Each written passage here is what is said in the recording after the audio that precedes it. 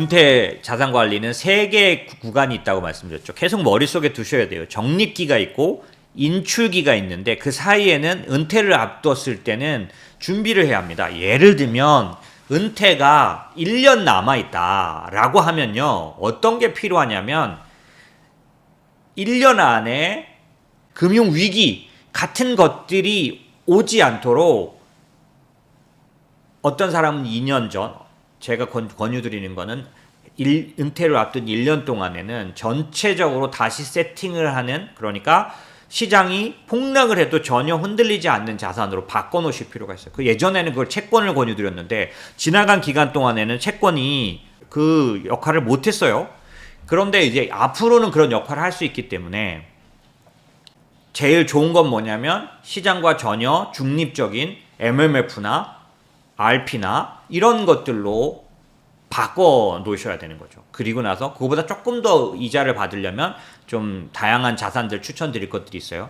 주식시장과 연관되지 않는, 지난번에 요번에 최근 들어서 경험하셨지만 주식시장이 아니라 다른 시장에 갖다 놓으면 영향이 없을 것 같지만 아니에요. 주식시장이 폭락하면서 연쇄적으로 영향을 주는 거죠. 그래서 그런 부분들, 그래서 금에다 갖다 놓으면 될까? 금은 주식시장이 하락할 때 꼭 올라가니까 라고 생각하지만 그건 최근의 일이고요. 금은 어떠냐면 한번 떨어지기 시작하면 무식하게 떨어집니다. 근데 지금은 전 여전히 금을 좋게 보고 있고 앞으로 좋게 보는데, 하지만 오른 정도는 굉장히 심한 편이에요. 그래서 단기 조정도 이제 그런 거 있거든요. 뭐냐면 증시 격언에 산이 높으면 골이 깊어요. 많이 오르면요 잠깐 조정하는데도 깊게 해요. 은퇴자에게는 그게 좀 영향을 많이 주죠. 견디면 되는데 심리적으로 너무 대가가 커요. 너무 힘들어진다는 거죠. 그래서 요 은퇴를 준비하는 1, 2년간은 자산 구조를 세팅을 조금 더 다르게 해야 되죠. 그리고 나서 인출기로 들어가는 게 필요한데, 물론 여기서 예외가 있습니다. 어떤 예외냐면 이 적립기 기간 동안에 충분히 훈련을 받아서 이때 주식을 그대로 들고 넘어가도 S&P 500을 그 다음에 내가 갖고 있는 그 자산들 그대로 가져가도 한 4년치 현금 주머니를 갖고 있다면 전혀 걱정 없이 가도 되는데, 왜 지금까지 제가 조사를 다 해보니까요, 그 미국 시장만 보면은 대공황 때 20년대 30년대 대공황 때 거의 5년 이상 안 좋았어요. 예. 그런 때 말고는, 그러고 나서부터는 길어도 2년이었고 3년도 없거든요, 잘. 그러니까 4년치 현금이란 무슨 말이냐면 내가 막상 은퇴에 들어가는데 4년 동안 내가 찾았을 수 있는 내 생활비, 예를 들어서 내가 생활비를 매달 500만 원 써야 돼요 라고 하면 500만 원, 그 서울시 조사했더니 350이거든요. 그 컨센서스가 서울시에 있는 사람들 은퇴하면 매달 얼마 쓸 것 같냐, 350만 원 정도 쓸 것 같다. 요게 이제 가장 최근 데이터인데 350이면 연간이면 얼마 들까요? 3,000, 그 다음에 3,600, 그 다음에 500에다가 600이니까 3,600, 622, 4,200? 그런 정도가 들잖아요. 그죠? 4,200이라면 숫자가 맞는지 모르겠네요. 4,200을 그냥 계좌에서 찾아 쓸 수 있도록 4년치, 4천에 4년이면 1억 6천 뭐 이렇게 되겠는데, 어쨌든 그런 정도의 돈이 현금 계좌에 들어가 있다면 내가 그냥 요 준비 기간에 전혀 채권이나 그 다음에 그런 어떤 RP 같은 데로 다 바꿔가지고 리셋을 하지 않고도 인출기로 바로 넘어가셔도 돼요. 뭐가 조건이라 그랬죠? 충분히 적립기간 동안에 시장을 경험해 본 사람. 저처럼 죽었다 깨나도 주식시장이 지금 아까 제가 숫자 말하잖아요. 대공황 같은 침체가 오면은 5년 이상이지만 현재는 그런 게 올 수가 없어요. 왜 올 수가 없냐면 연준이 금리 같은 거를 내려가지고, 이번에도 보세요. 대공황 때, 미국의 대공황 때 지금 연준처럼 하지 않았기 때문에 길어진 거예요. 그 다음에 또 하나 사례를 들어볼게요. 코로나 터지니까 제롬 파월이 어떻게 했습니까? 그냥 곧바로 그냥 제로까지 떨어뜨려 버리고, 심지어는 연준 역사상 한 번도 없었던 그 뭐죠? 정크본드까지 사서 안정을 시켜버리잖아요. 그러면 앞으로 안 그럴 것 같으세요? 그럽니다. 왜 그러냐면 이제는 지난번에 말씀드린 것처럼 대통령도 그 상원의원도 어때야 표를 받냐면 그 먹고 사는 것들을 어느 정도 지켜주고 이런 것들이 없으면은 그래서 제가 파퓰리즘에 의해서 오히려 먹히게 되는 상황이 올 거라고 봐요. 그런 것들을 다 모두에게 다 나타나요. 그래서 결국 그 2009년도부터 15년 정도까지 양적 완화라는 거를 통해서 연준이 톡톡히 배운 거예요. 그래서 그 배운 거를 20년도 코로나 때 아주 강력하고 곧바로 사용한 거고요. 끝이 오기 전까지는 리셋이 오긴 오죠. 리셋이 오기 전까지는 어떠냐면 현대 화폐 이론이라 그래서 미국 같은 경우에 중앙은행이 돈을 찍어서 부채를 일으키는 거는 무한대다 라는 그런 현대 통화 이론이라는 게 있는데, 만약에 그 위기가 오면은 그러니까 현상적으로 미국만 가능한데요. 중앙은행인 연준이 무한대로 돈을 찍어서 이거를 커버해도, 그러니까 물가가 너무 폭등해가지고 그런 사태가 오는 일은 일어나지 않는다는 이론이고, 이게 지금 미국에 완전히 어느 정도 자리를 잡았어요. 제가 거의 보증하건데 아마 앞으로 5년에서 10년 사이에 이 현대 통화 이론, MMT 이론을 미국에서 메인 이론으로 활용할 겁니다. 거의 그걸 깔고 가고 있죠. 지금 제가 이런 얘기 하는 건 전부 다 뭐냐면 그 흐름을 보고 얘기하는 거라서 그냥 예측이라면, 그런 면에서 4년 이상 내 주식 포트폴리오가 박살난 채로 옛날 그런 대공황 때처럼 있을 리가 없는 거예요. 그렇기 때문에 최악의 경우까지 생각해서 4년치 정도, 아니면 상황이 좀 안 되면 3년치, 2년치 정도를 갖고 있으면서 만약의 경우 내가 예기치 않은 사태, 역회전이 걸려서 정말 최악들이 겹쳐버리는데도 나는 그렇게 되면 뭘 해야 돼요? 주식을 한 주도 건드리면 안 돼요. 그 바닥에서 그냥 그 폭락에서 그냥 들고 나는 현금을 찾아 써야 합니다. 그러면 어떻게 돼요? 1년, 2년, 3년에 다시 원자리를 오고, 그게 코로나 때 현상처럼 어땠나요? 코로나 때 잘 기억하면 20년도 3월부터 하락하기 시작했는데 3월부터 시작한 하락이 한 달, 두 달 정도 진행된 때까지 뭐 40% 이상 빠졌어요. 그런데 연준이 돈을 풀고 나서 20년도 말에는 전고점을 돌파해버렸어요. 더 올라가 버렸어요. 코로나 이전보다. 코로나에서 여러분 많은 걸 배워야 됩니다. 첫째, 배워야 될 게 있어요. 20년도 1월 달에 미국의 가장 저명한 사람들, 전문가들이 예측한 올해 가장 중요한 이슈에 코로나는 없었습니다. 그 어디에도 코로나에 대한 두려움은 없었어요. 1월부터 3월 사이에 정말 저명한 잡지를 다 찾아봐도 없었어요. 무슨 얘기예요? 첫 번째, 진정한 위기는 예기치 않게 옵니다.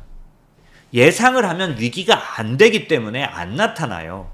작년도에도 제가 여러 번 그런 말씀드렸는데 침체 계속 이렇게 대비를 하면 침체가 안 왔다 지금까지. 왜? 사람들이 그거에 대해서 이렇게 하다 보면 그런 메가톤급의 충격을 안 받아요.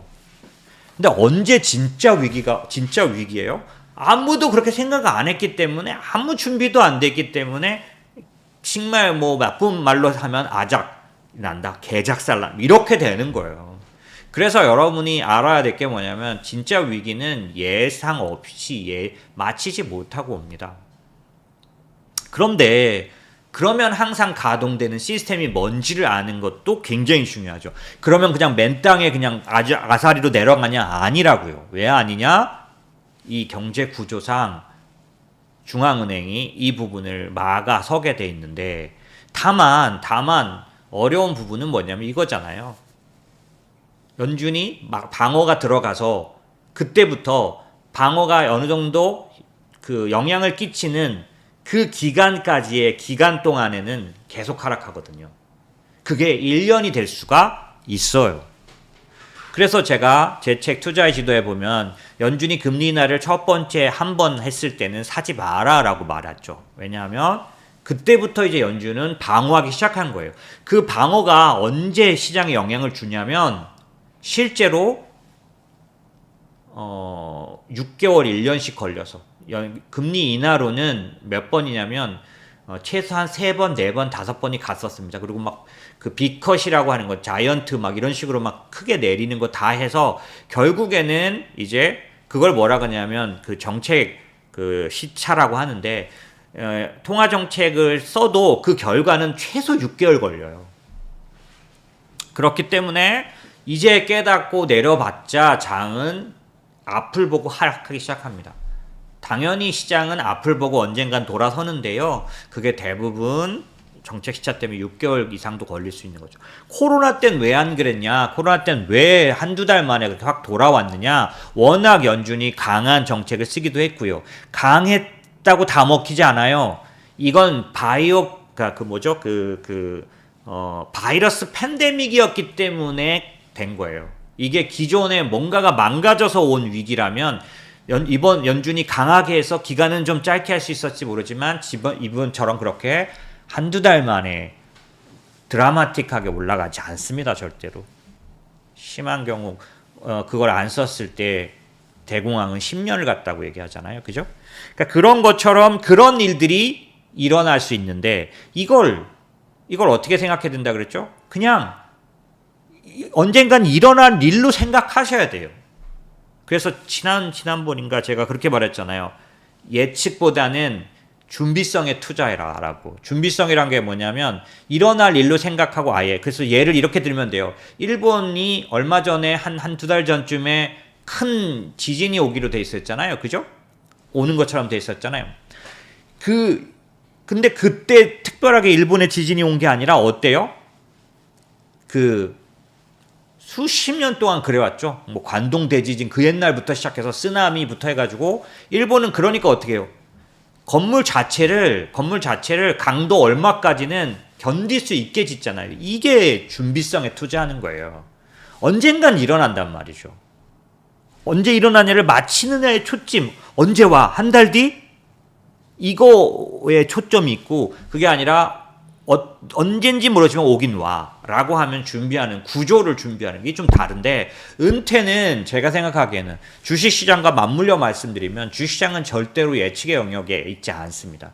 이 평상시는 예측이 맞아요. 그런데 진짜 누구나 다 망가뜨릴 위기는 예상할 수 없이 옵니다. 아까 말씀드렸잖아요. 그냥 심플하게 설명드렸잖아요. 예상하면 위기가 안 돼버린다니까요.